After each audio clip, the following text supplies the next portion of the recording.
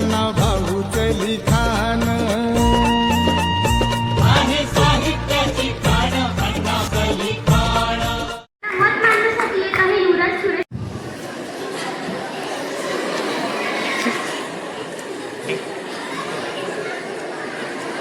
पीठावरील मान्यवर तसेच माझ्या समोरील माझे विद्यार्थी मित्र आणि मैत्रिणींनो, तुम्हा सर्वांना माझा नमस्कार.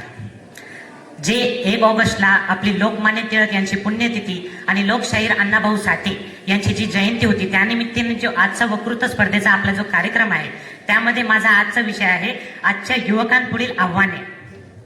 तर या विषयावर मी माझे 2 शब्द मांडणार आहे, तर ते तुम्ही शांतचित्ततेने ऐकावे ही माझी नम्र विनंती. स्वामी विवेकानंद म्हणतात, कोणत्याही देशाचा विकास हा त्या देशातील एकूण लोकसंख्येपैकी त्याच्यातील तरुणांची लोकसंख्येवर आधारित असतो. म्हणजेच त्या देशातील तरुण, त्या देशातील युवक हे त्या देशाचे आधारस्तंभ असतात. आणि भारत हा सुद्धा एक युवकांचा देश म्हणून ओळखला जातो, कारण भारताच्या एकूण लोकसंख्येपैकी 60% जास्त टक्के लोकसंख्या ही युवकांची आहे. म्हणून भारत हा युवकांचा देश म्हणून ओळखला जातो. ही नाण्याची एक बाजू. पण याच नाण्याची दुसरी बाजू पाहिली तर हाच तरुण आपल्याला आज नवनवीन गुंफलेल्या चक्रव्यूहामध्ये अडकलेला दिसतो. तंत्रज्ञानामध्ये उंच शिखरावर पोहोचताना दिसत आहे, तर दुसऱ्या बाजूला हाच तरुण आपल्याला अनेक मानसिक, सामाजिक, आर्थिक समस्यांशी झुंजताना दिसत आहे. तर आत्ताच माझी ताई गायत्री तिनं आत्ताच सांगितले, खरा युवक कोण? युवक कोणाला म्हणतात?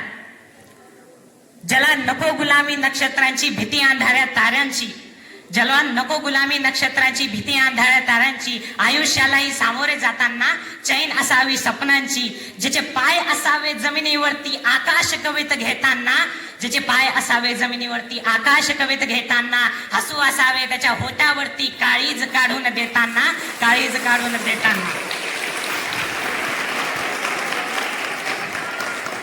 त्याच्या समोरील जितकाहून सांगावे, अरे ये बहादर, आणि आपल्या आयुष्यामध्ये त्या संकटाच्या नजरेमध्ये नजरे रोखून आयुष्याला द्यावे उत्तर, आयुष्याला द्यावे उत्तर, तो म्हणजे खरा तरुण.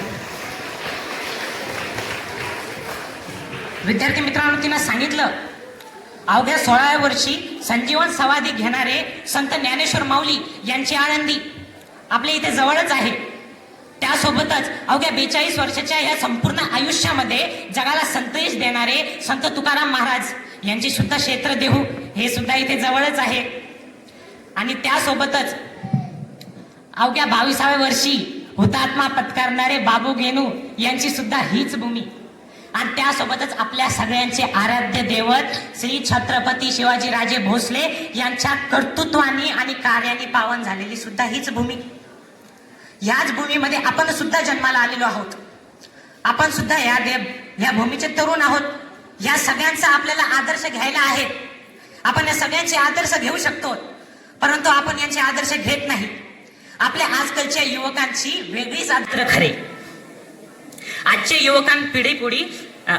युवकांपुढे अनेक आव्हाने आहेत. त्यामधले सर्वप्रथम आव्हान म्हणजे बेरोजगारी. आजचे युवक शिक्षण घेतात, अति उच्च शिक्षण घेतात आणि त्यासोबतच ते डिग्र्या मिळवतात, पदव्या मिळवतात, परंतु त्यांच्याकडे बाजारातील आणि व्यवहारातील गरजेनुसार व्यावहारिक कौशल्य नसते.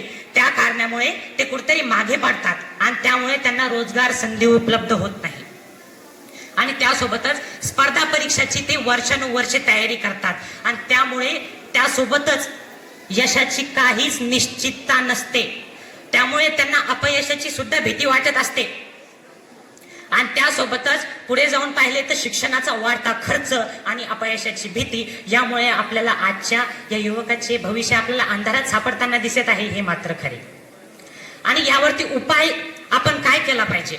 यावरती उपाय मात्र एकच, आजच्या पुस्तकी ज्ञानावर, फक्त पुस्तकी ज्ञानावर अवलंबून न राहता, मी फक्त शब्द वापरला, पुस्तकी ज्ञानावरती पण अवलंबून राहायचे, पण फक्त पुस्तकी ज्ञानावरती अवलंबून न राहता आजच्या युगाशी सुसंगत असलेल्या वेगवेगळ्या कौशल्याचा आपण अभ्यास केला पाहिजे. आपण ते कौशल्य शिकलं पाहिजे आणि त्यासोबतच आपण स्वयंरोजगार आणि स्टार्टअपचे प्लॅन स्वीकारले पाहिजे. त्यामुळे आपण एका प्रकारे यशाच्या मार्गाकडे जाऊ शकतो या काळामध्ये. आणि दुसरे मोठे आवाहन म्हणजे सोशल मीडिया आणि वाढते तंत्रज्ञान. विद्यार्थी मित्रांनो, वाढते तंत्रज्ञानाने माणसाचे जीवन अति सोपे केले आहे. मी पण हे मानतो, खूप सोपे केले आहे. परंतु आजच्या झालेल्या डिजिटल क्रांतीमुळे अनेक तरुण हे संपूर्ण या जगापासून तुटून ते एका आभासी जगामध्ये जगू लागला आहे. तो म्हणजे जगापासून असं तुटून पडला आहे तो तरुण. म्हणजे त्याचे कोणत्या तरी ॲपवरती असलेले फॉलोवर्स, लाईक्स, कमेंट्स यावरती त्याचा खरं जो आत्मसन्मान आहे, त्याचं सुख आहे, त्याचं दुःख आहे, हे त्या गोष्टीवरती अवलंबून आहे. अशी आजची आपल्या युवकांची स्थिती. आणि रील्सवरती स्क्रोल करत करत युवकचा टाइम केव्हा निघून जातो हे त्या युवकाला देखील समजत नाही. विद्यार्थी मित्रांनो, संत तुकाराम महाराजांनी सांगितलेले आहे की पुत्र व्हावा ऐसा गुंडा ज्याचा तिन्ही लोकी झेंडा.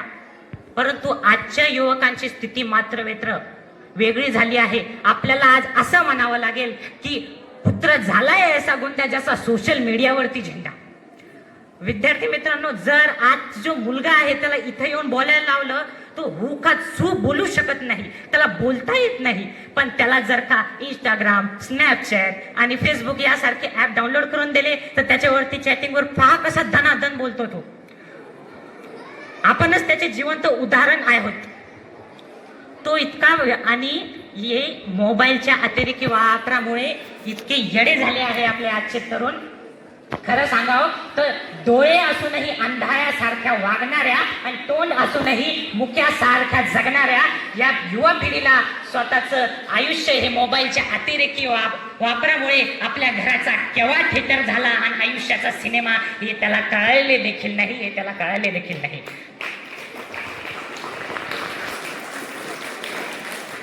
सोशल मीडियाचा आपला अतिरेकी वापर आहे. पण या सोशल मीडियाबद्दल आपण काय विचारसरणी ठेवली पाहिजे, हा सोशल मीडियाबद्दल आपण आपले काय विचार ठेवले पाहिजे, तर खरं तर सांगायला जावे तर आपण एकच विचार ठेवला पाहिजे. आम्ही आजचे तरुण समाज सेवा करू मन भरून, भ्रष्टाचारास टाकू पुरून, गोरगरिबांना सोबत धरून, बेरोजगारीस टाकू मारून आणि अन्यायाचा पराभव करू दारून. आणि तेव्हाच म्हणू आम्ही स्वतःला या भारताचे तरुण जेव्हा सोशल मीडियाचा योग्य वापर करून भारताला महासत्ता टाकू करून असे आपले सोशल मीडियाच्या प्रती विचार असले पाहिजे.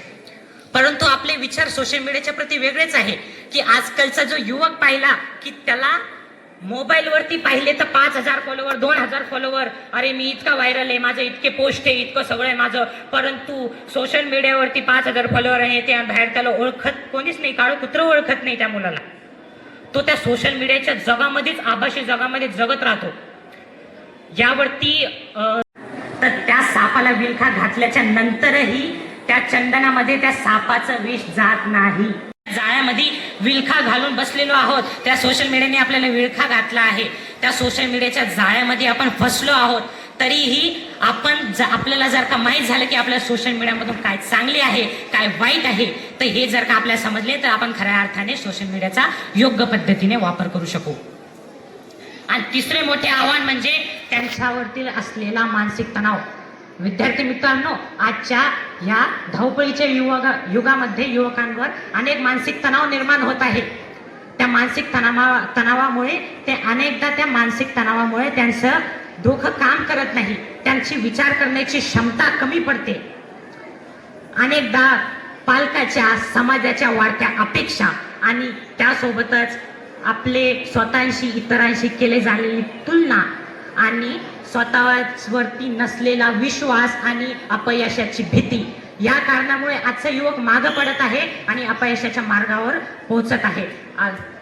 विद्यार्थी मित्रांनो, आपल्याला सांगितलेले आहे की शिस्त पाळायची, वेगवेगळ्या गोष्टीचे पालन करायचे, पेपराला लवकर जायचे.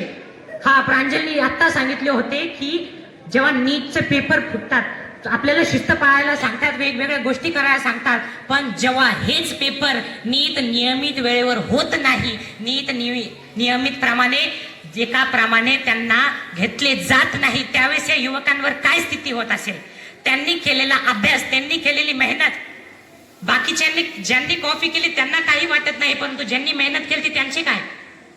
ज्यांनी मेहनत केली ते आत्महत्येच्या आहारी जातात का? आणि आजचे युवक बी असे विचार करतात की अरे मला इतके कमी मार्क पडले, अरे माझा घेतलेला निर्णय चुकीचा होता, अरे तिनं मला नकारच का बरं दिला, मी तिला म्हणालो होतो ना, असं का बरं केलं, असं अशा वेगवेगळ्या कारणामुळे आजचे युवक आत्महत्येपर्यंत उचलतात. असं का बरं?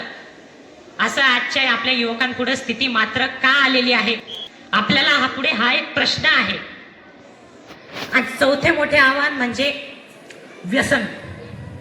विद्यार्थी मित्रांनो, व्यसन म्हणजे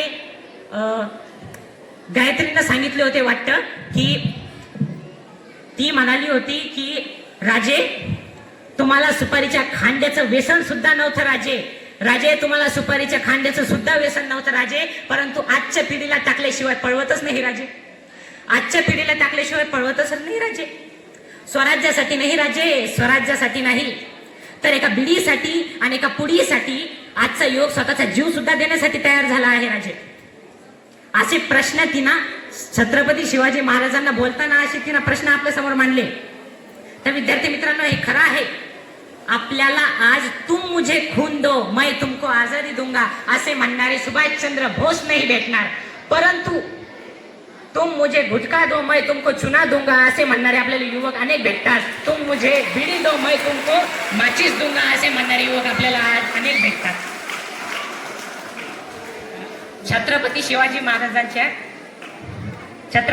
महाराजांच्या मावळ्यांचे वर्णन करायला जावे तर त्यांचे मावळे सकाळी लवकर उठे, पळत सुटे, तलवार तुटे पर पीछे नहीं हटे, परंतु आजचे उठे, लवकर उठे, दारू घुटे, दारू का गिल्लास फुटे, लेकिन दारू नाही छुटे भाई, दारू नाही छुटे, अशी आपल्या युवकांची आजची स्थिती झाली आहे.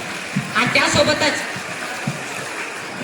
आपल्या युवकांपुढे डबल एक मोठे आव्हान म्हणजे प्रेम. प्रेम हे असे मोठे आव्हान झालेले आहे की त्यापर्यंत असल्या कारणामुळे मी जास्त काही बोलू शकत नाही. जाता जाता एवढंच म्हणेन मी की आवाहन हे आपल्या तरुणपणाचे लक्षणच आहे. ज्याच्या आयुष्यावर विश्वास ठेवला, स्वतःच्या कर्तृत्वावर विश्वास ठेवला, तर तो आज स्वतःचेच नाही तर देशाचे सुद्धा भविष्य घडवू शकतो. म्हणून एका कवीने म्हटले आहे की दिशाहीन वादळांना दिशा दाखवू आम्ही, दिशाहीन वादळांना दिशा दाखवू आम्ही, आणि नवे युगाचे नवे स्वप्न साकार करू आम्ही, नव्या युगाचे नवे स्वप्न साकार करू आम्ही. एवढे बोलून मी माझे 2 शब्द थांबवतो. धन्यवाद. जय हिंद, जय भारत.